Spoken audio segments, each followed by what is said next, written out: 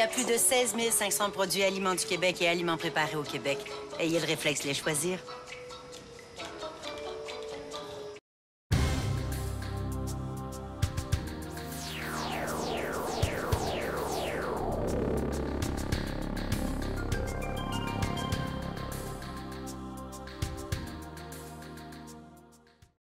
La production végétale occupe une place importante dans le domaine agricole. Que ce soit pour nourrir son troupeau ou pour récolter des céréales, les terres cultivables sont indispensables aux entreprises agricoles. Bienvenue à Agriproduction.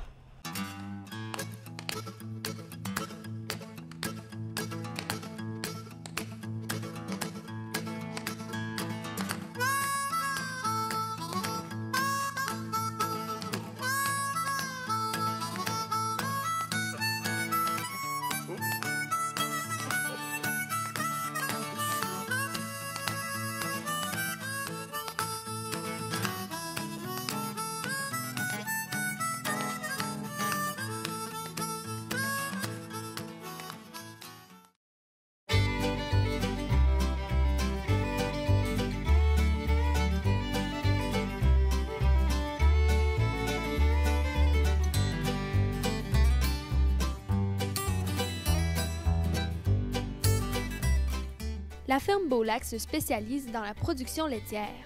En plus d'avoir des vaches, l'entreprise possède des terres cultivables pour nourrir son troupeau et pour produire des céréales. Dans le fond, on fait c'est sûr qu'on fait des fourrages pour nos vaches, alimenter nos vaches, tout le troupeau, mais tout ce qui reste, on l'utilise pour faire des cultures, dans le fond pour les vendre puis commercer avec ça. Là. Fait qu'on en retire un profit du reste des terres.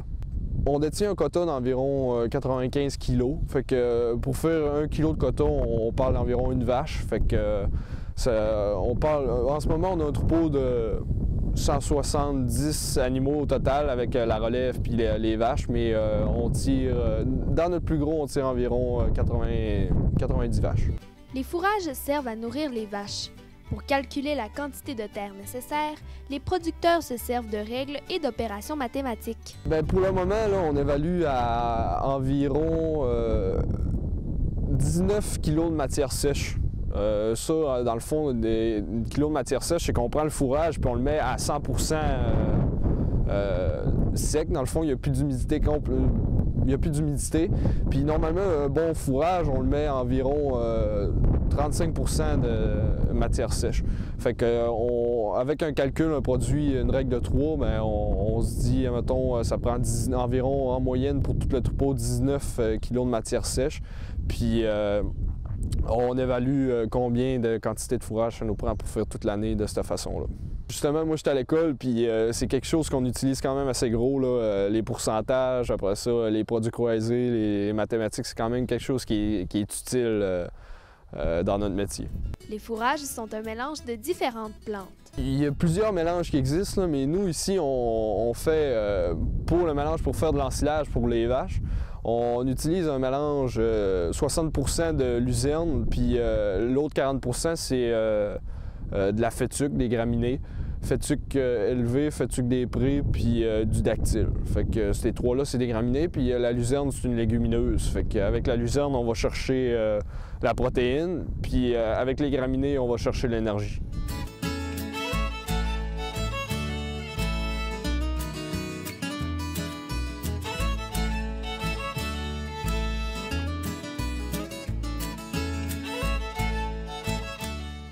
Du début du printemps jusqu'à la fin de l'automne, il y a plusieurs étapes à accomplir pour cultiver une terre.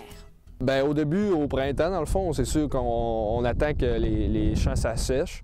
Puis après ça, on fait plusieurs travails de sol biologiques, entre autres dans le conventionnel, quand ils utilisent des pesticides, ils font moins de passage avec la herse, ils ont besoin de moins travailler le sol parce qu'eux autres, ils peuvent combattre les mauvaises herbes avec des pesticides. Tandis que nous, les biologiques, on n'a pas le droit de mettre de pesticides, fait qu'on utilise...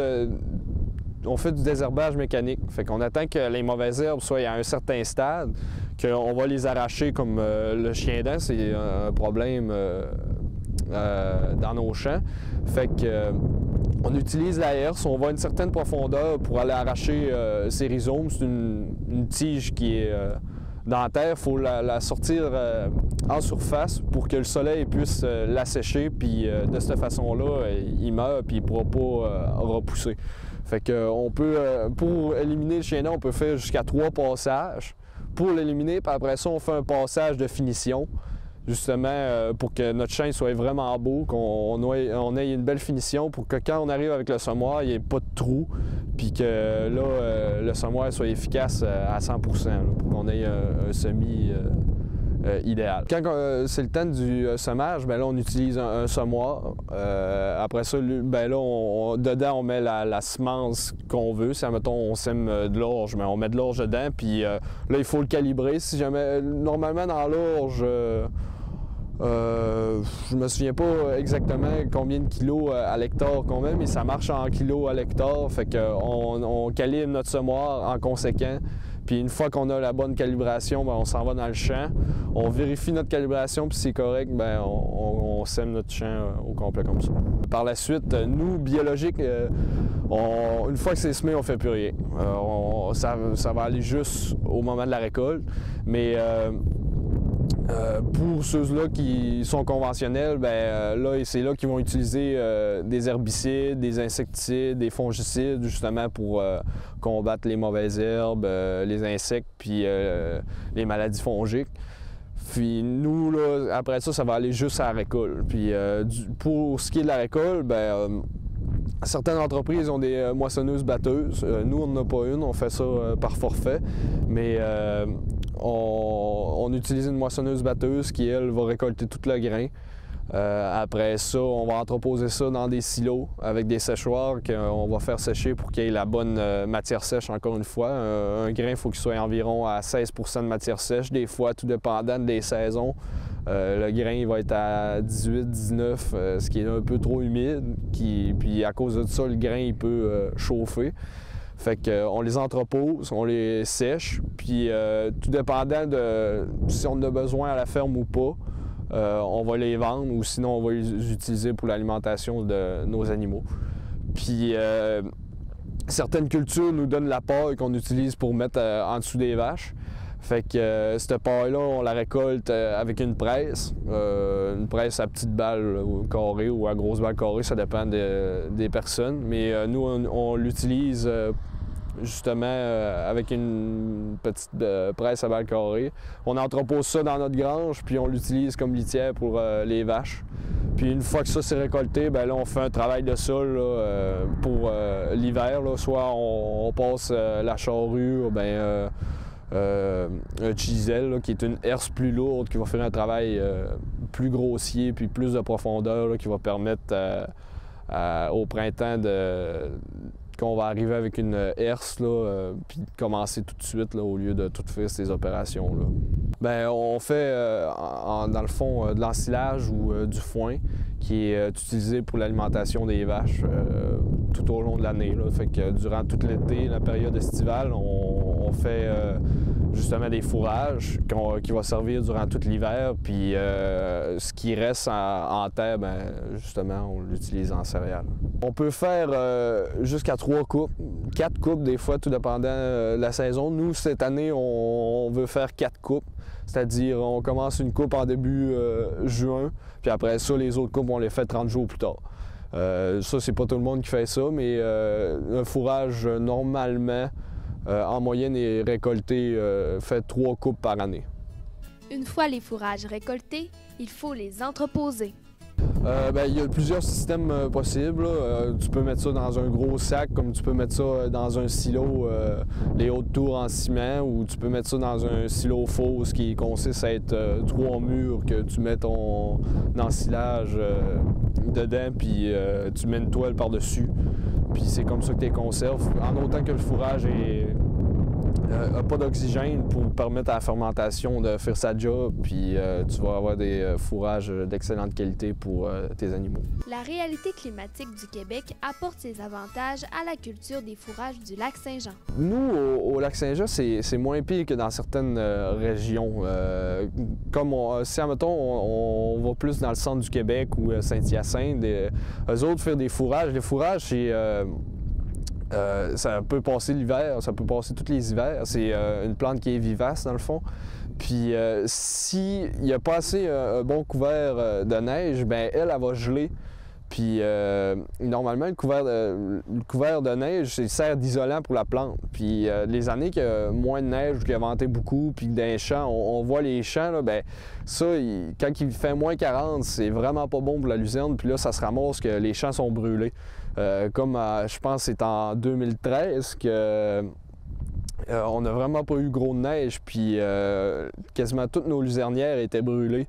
Fait que là, c'est toutes des choses qu'il a fallu replanter puis qui avaient coûté de l'argent qu'il aurait pu faire encore une année ou deux. Là. Normalement, des luzernières, on les garde 3 ans. Il y a du monde qui les garde plus longtemps, mais nous, on les garde 3 ans. Puis là, cette année-là, il y avait des luzernières qui auraient pu faire encore 2 ans, qu'il a fallu replanter, qui a été des frais de plus. Fait que l'hiver, quand il n'y a pas beaucoup de neige, ça cause problème. Puis c'est justement dans les régions à Saint-Hyacinthe, eux ont tendance à ne pas avoir beaucoup de neige, fait qu'ils ont de la difficulté à faire des fourrages d'autant bonne qualité que nous parce qu'après l'hiver, ils sont tous brûlés puis ils n'ont plus. Après la pause, les céréales. Ils étudient, elles travaillent, ils créent, elles innovent, ils grandissent. Sans leur présence, le Québec ne serait pas complet.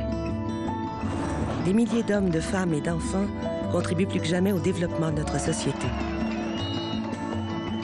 L'avenir du Québec ne peut s'écrire sans l'immigration.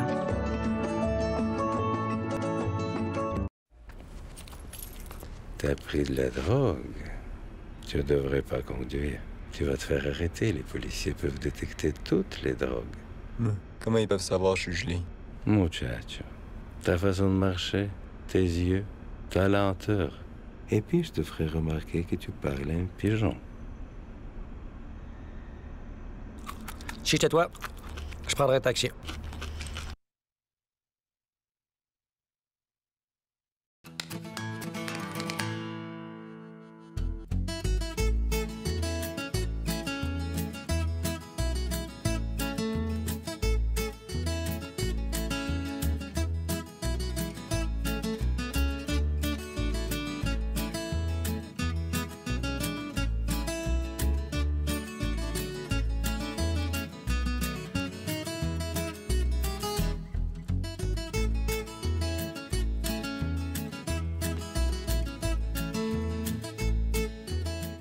Les fourrages et les céréales sont différents.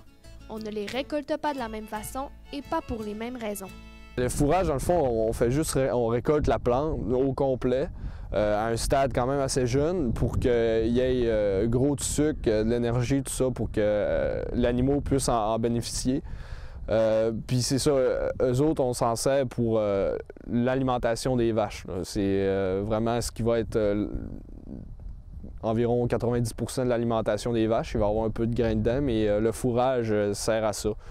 Puis pour ce qui est des céréales, eux sont récoltés vraiment pour le grain. Les fourrages, on récolte toute la plante, mais les céréales, on récolte juste le grain pour être vendu après. Il existe plusieurs types de céréales. On peut faire vraiment plusieurs choses. Là. On peut faire du blé. Dans le blé, on peut faire du blé pour alimentation animale, alimentation humaine.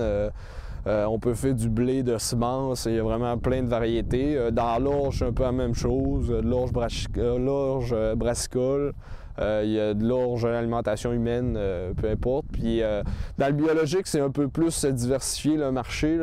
Pour certaines, on peut faire du chanvre. Du chanvre qui est une plante qui ressemble vraiment beaucoup, qui est pareil en fait à de la marijuana. C'est juste qu'il n'y a pas le THC qui sert aux potes à avoir des hallucinations, excusez. Dans le chanvre, il n'y en a pas pantoute. Puis par exemple, quand on sème du chanvre, ça prend un permis de la police parce que c'est vraiment confondant à de la marijuana. Fait que ça prend un permis spécial de la police qui savent à tel endroit il y a du chanvre pour pas que jamais il arrive puis qu'il rase tout le champ. Après ça, on peut faire de la moutarde, du canola. Il y a vraiment plusieurs variétés qu'on peut faire. Les producteurs font des rotations de culture. Ils ne plantent pas toujours la même plante au même endroit. Nous, on fait des rotations de 3 ans. Il y a du monde qui font des rotations plus longues, mais nous, on fait des rotations de 3 ans parce que c'est le cycle des mauvaises herbes. Plus c'est court, ben, les mauvaises herbes ils ont le temps de s'implanter moins vite. Comme on finit, dans nos rotations, on finit avec des luzernières. Les luzernières sont vraiment bonnes pour combattre les mauvaises herbes. Fait que dans le début de notre année, une fois que nos luzernières sont finies dans le début de notre année, on fait des plantes qui sont moins compétitives contre les mauvaises herbes. Fait que comme ça, la plante, elle va pousser. Elle va être plus propre justement parce qu'il va y avoir moins de mauvaises herbes. Puis après notre 3 ans, dans le fond, à la dernière année, on fait des plantes. On utilise des plantes plus compétitives contre les mauvaises herbes. Fait que comme ça, les mauvaises herbes vont moins bien se développer parce que la plante va prendre le dessus avant. Fait que ça va nous permettre d'aller chercher plus de rendement. Après ça, on fait des rotations aussi pour les maladies. Parce que quand on met plusieurs années de suite la même espèce, il y a des maladies qui peuvent se développer. Comme si jamais on fait canola sur canola sur canola, on peut avoir plusieurs maladies, des insectes aussi. L'altise est un problème dans le canola. Fait que si on fait plusieurs années de canola au même endroit, ben l'altise va être là, puis ça peut être un problème. Puis après ça, ouais, c'est à peu près ça pour les rotations, là, les maladies, les mauvaises herbes, puis ça c'est en biologique, là. C'est sûr en conventionnel pour les maladies, c'est utile aussi, mais pour les mauvaises herbes, ils s'en soucient moins justement parce qu'ils utilisent des pesticides. Comme je te disais, avec des rotations courtes, les maladies sont moins là. Parce qu'ils n'ont pas le temps de s'implanter. Aussi, de pas, mettons, arriver avec 2 années, le moins possible avec 2 années les plantes avec la même espèce, parce que les maladies, normalement, sont pas mal dans les mêmes espèces de plantes. En faisant ça, on diminue grandement le risque de maladie, puis sinon, quand il y a des maladies, ben là, notre grain est déclassé, puis au lieu d'aller dans des marchés comme l'alimentation humaine ou comme ça, ben il s'en va dans l'alimentation animale pour les animaux et pas tellement un problème.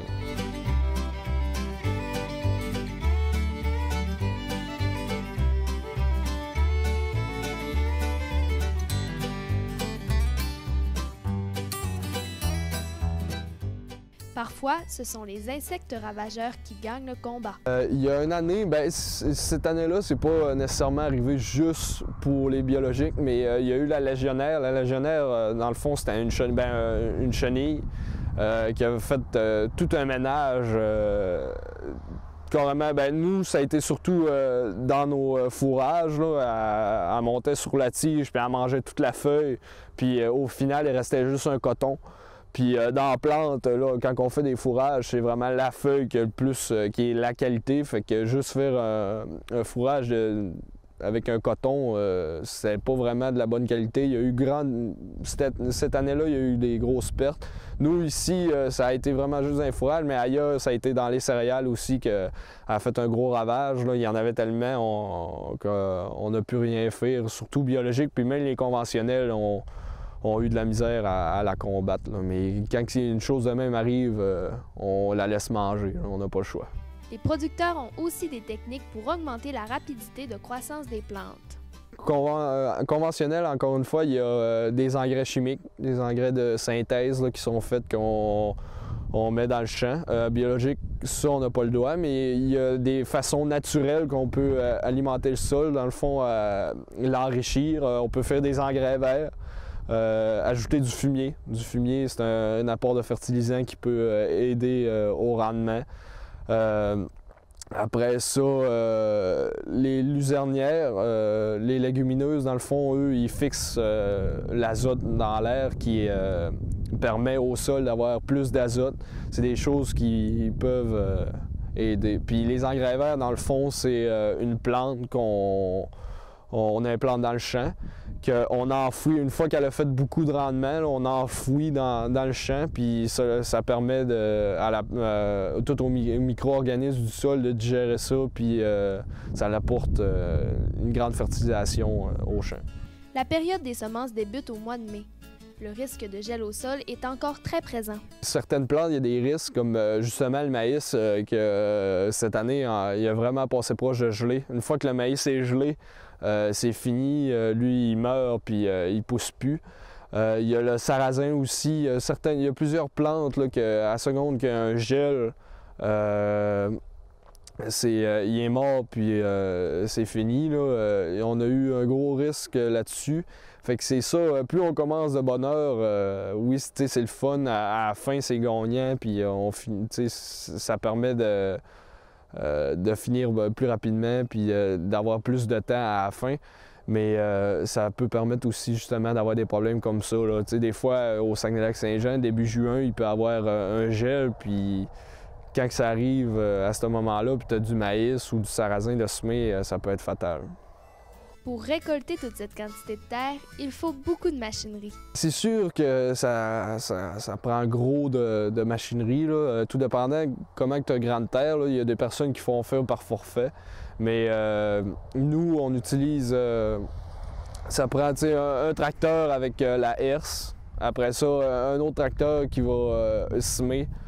Après ça, ça prend un tracteur pour amener la voiture dans le champ pour le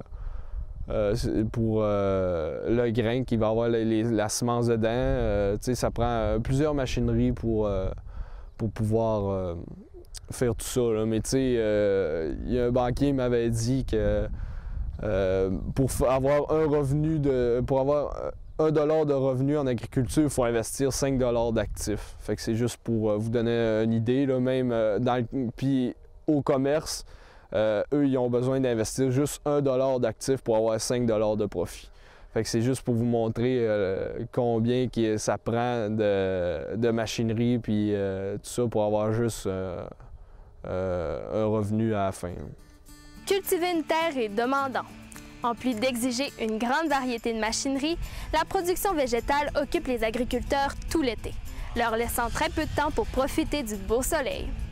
C'était tout pour l'émission d'aujourd'hui. On se retrouve la semaine prochaine pour un tout nouvel épisode d'Agri-Production.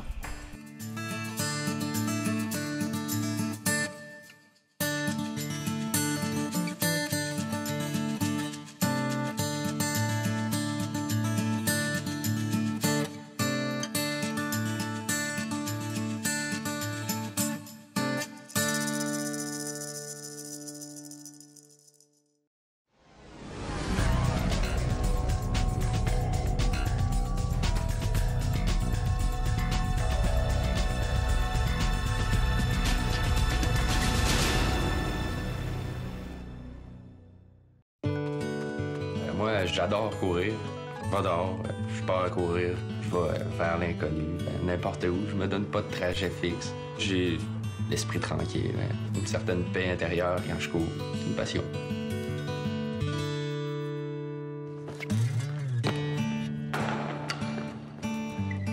S'entraîner régulièrement, aller à l'école, c'est relié à la persévérance. Pour faire ça, il faut être organisé. L'activité physique m'a appris à persévérer et à gérer mon temps. C'est utile dans la vie de tous les jours. Mes amis, c'est sûr, ils connaissent toute mon histoire. J'ai toujours été bien entouré. Tu décris Sam. C'est un gars ben smart, là. Il est tout le temps là pour nous. Quelqu'un de vraiment gentil, oui. Peu importe ce qui t'arrive, il va tout le temps te remonter le petit moral. Il va toujours avoir le petit mot pour dire « Hey, lâche pas, champion. » Sam, c'est Sam. Je suis présentement étudiant en sciences nature dans le but de devenir nutritionniste.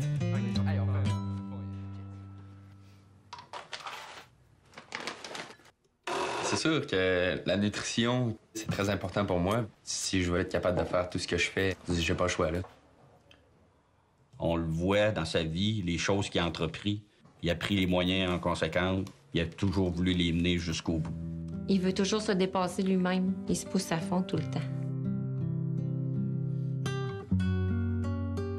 À la naissance qu'on l'a vu. Samuel avait une jambe plus courte que l'autre. Même s'il y avait une malformation à sa jambe droite, le pied était tout là. Suite à ça, on a décidé de prendre l'amputation. Le soir, avant l'amputation, j'ai une femme qui m'a téléphoné qui avait un fils comme Samuel qui avait été amputé dans des années auparavant, puis elle fait partie de l'association des amputés de guerre.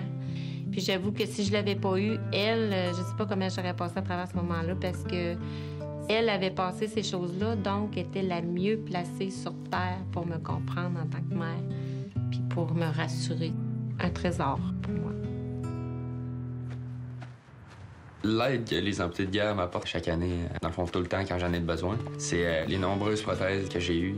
Les prothèses pour le sport, pour la natation, plein d'autres. Les prothèses pour la course. Celle-ci est faite complètement en fibre de carbone. Je pense pas réussir à briser ça à ma vie entière. La philosophie des amputés de guerre, c'est d'accomplir le rêve des enfants. Les amputés de guerre ont totalement changé ma vie. Ils m'ont permis de vivre ma passion.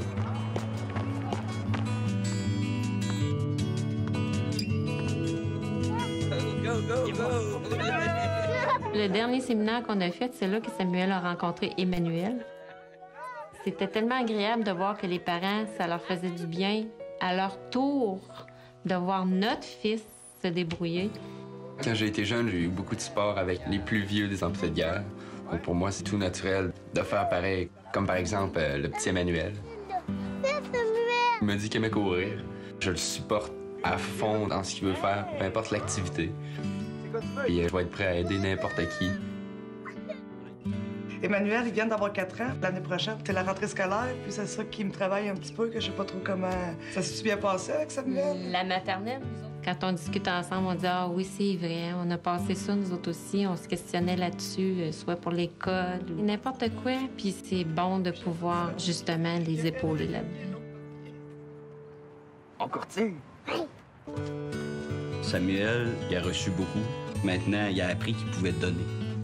Samuel, je pourrais compter dans ma main les journées qu'il n'a pas été de bonne humeur. Il a 18 ans. Je le vois comme un encouragement, pas juste pour moi en tant que mère, mais pour ceux qui côtoient.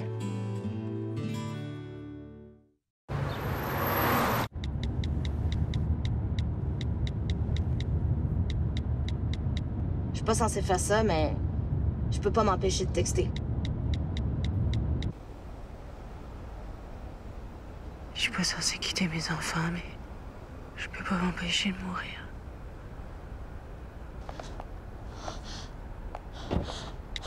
S'il vous plaît, empêchez-vous de texter.